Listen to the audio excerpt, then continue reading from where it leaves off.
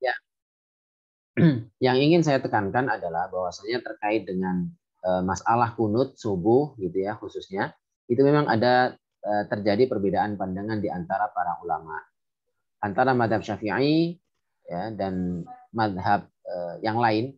Madhab Syafi'i memang untuk termasuk kunut subuh itu termasuk sunnah. Sementara namanya sunnah itu ya di sini bila mana ditinggalkan secara tidak sengaja maka diganti dengan apa namanya sujud sahwi.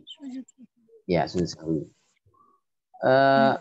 Menurut madhab yang lain, bahwasanya Nabi Muhammad SAW itu tidak kunut kecuali dalam kondisi tertentu untuk apa namanya tidak hanya subuh ya tetapi karena kunut nazilah gitu ya.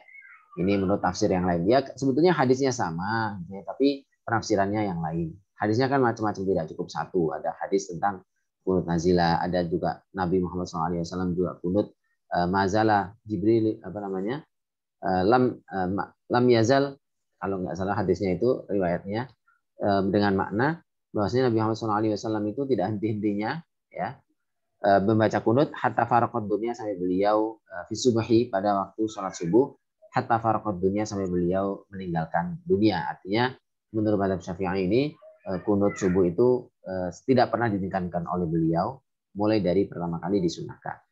Hanya saja ada pendapat dari madhab Abu Hanifah atau madhab Hanafi itu yang yang mengatakan kunut subuh itu termasuk bid'ah.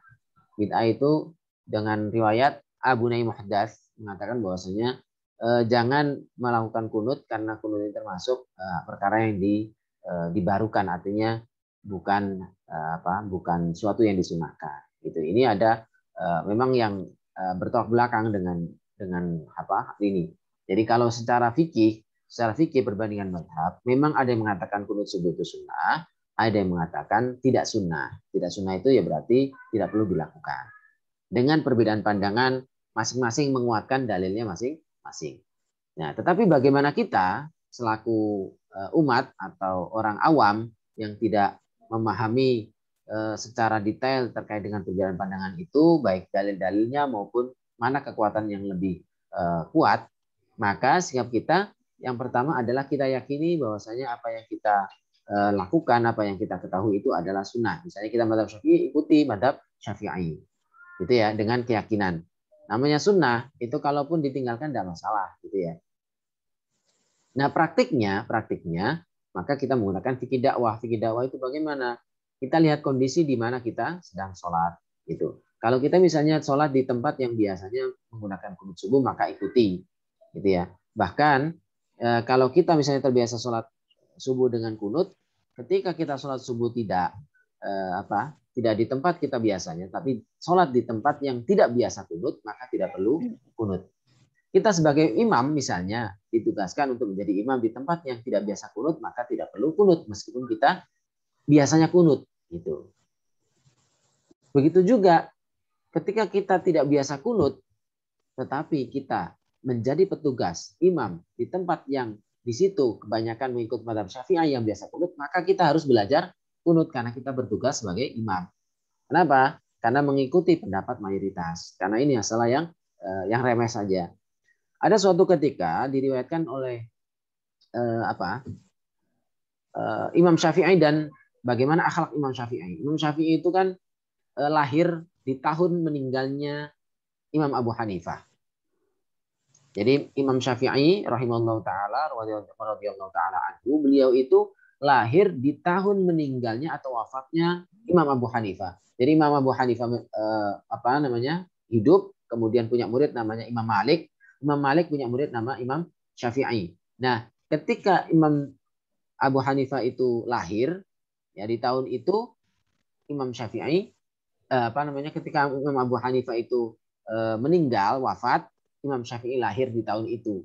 Artinya kalaupun seandainya pernah ketemu tapi tidak pernah belajar karena waktu itu Imam Syafi'i masih bayi. Artinya belum pernah ketemu secara langsung gitu ya di tahun itu.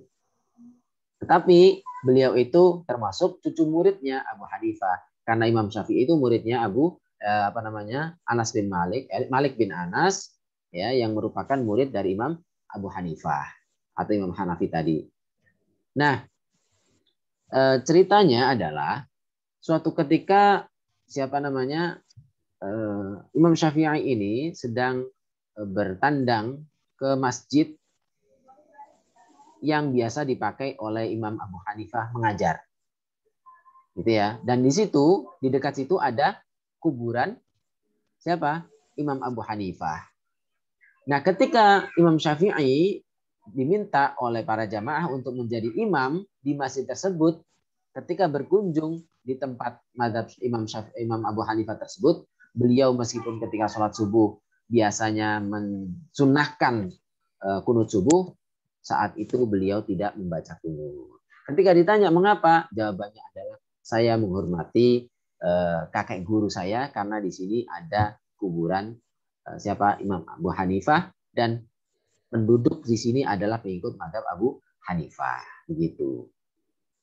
Ini adalah sikap bijaksana di mana kita mengambil sikap tidak harus kekeh dengan pendapat kita, tapi mengikuti mayoritas saja, gitu ya. Jadi ibadah itu ya santai-santai saja, tidak terlalu apa namanya fanatik buta, padahal itu masih diperselisihkan, gitu ya. Intinya kita lebih bersikap toleran dan menghormati yang lain, artinya menghormati yang mayoritas, gitu. Begitu juga masalah misalnya setelah sholat, zikir setelah sholat, ya kita ikuti bagaimana di situ, gitu ya. Ya, kalau kita misalnya sholat di tempat yang biasa di situ, misalnya warga Muhammadiyah atau yang tidak biasa baca bacaan panjang bersama-sama zikir berjamaah misalnya, ya kita tidak perlu dikeraskan zikir sendiri, padahal yang lain sedang diam tidak mengikuti apa namanya kondisi atau tradisi di situ.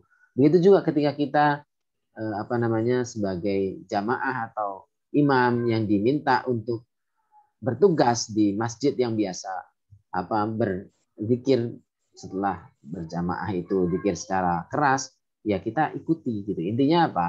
Maksudnya kita sesuaikan dengan tradisi setempat, budaya, dan ini menjadikan kehidupan lebih harmonis. Artinya apa? Kita saling menghormati dengan mengikuti mayoritas. Bahkan bagaimana sikap kita? Misalnya kita sebagai imam, ya, kita sebagai imam, gitu ya. Di tengah-tengah orang yang tidak biasa membaca kunut subuh, maka kita tidak perlu kunut subuh. Ikuti makmum kebanyakan, ya, penduduk setempat. Meskipun kita terbiasa kunut subuh. Begitu juga ketika jadi makmum, kita terbiasa kunut subuh, tetapi ternyata kita sholat di tempat masjid yang tidak biasa kunut subuh, maka ikuti imamnya. Tidak perlu kita kunut sendirian, padahal imam sudah sujud, kita masih kunut, nggak boleh. Begitu juga kita misalnya termasuk yang mengikuti, yang terbiasa tidak kunut, ketika menjadi imam, ya tadi ya saya sampaikan, menjadi imam di tempat yang terbiasa kunut, maka kita baca kunut. Kalau nggak hafal, jadi namanya juga jadi petugas ya harus belajar sampai hafal gitu. Bagaimana kalau jadi makmum? Kita sebagai makmum meskipun tidak biasa berkunut subuh, maka ketika jadi makmum maka ikut amin dan mengangkat tangan sebagaimana yang lain gitu. Mengapa? Karena ada satu hadis yang mengatakan innama ju'ilal imamu liyutamma bihi. Sesungguhnya imam itu dijadikan sebagai imam untuk diikuti. Ya, dilanjutkan jika dia ruku maka ikutlah ruku. Jika sujud maka ikutlah sujud. Meskipun tidak menyebutkan jika kunut ikutlah kunut, maka sama semuanya dikiaskan. Jika imamnya melakukan apa, ikuti semua gerakan imam. Kenapa? Kalau tidak mengikuti gerakan imam, maka khawatir nanti membuat sholat kita tidak sempurna. Seperti itu. Wallahu a'lam bishawab. Pada intinya adalah kita sesuaikan dengan kondisi setempat dan saling bertoleransi dalam permasalahan yang mukhtalafi, yang diperselisihkan, dan masing-masing memiliki dalil yang menurut masing-masing kuat. Kata bijak, ada yang mengatakan ini ucapan Imam Syafi'i, ada yang mengatakan Imam Abu Hanifah, tapi saya belum menemukan dalam kitabnya apa yang disampaikan. Ra'yi shawab wa yahtamilul khata' wa ra'yu ghairi khata' wa yahtamilus shawab. Pendapatku bisa jadi benar menurutku, tetapi memungkinkan salah. Begitu juga pendapat orang lain selainku itu menurutku salah kalau berbeda pendapat kan ya. Karena yang kita ikuti adalah yang menurut kita benar. Tapi masih memungkinkan orang lain benar dan kita salah. Begitu juga pendapat orang lain yang saat itu kita anggap salah bisa jadi apa? Pendapat itu benar gitu ya. Meskipun kita yakin pendapat kita yang benar. Karena apa? Yang benar sejatinya itu adalah menurut Allah Subhanahu wa taala dan kita tidak tahu mana yang paling benar.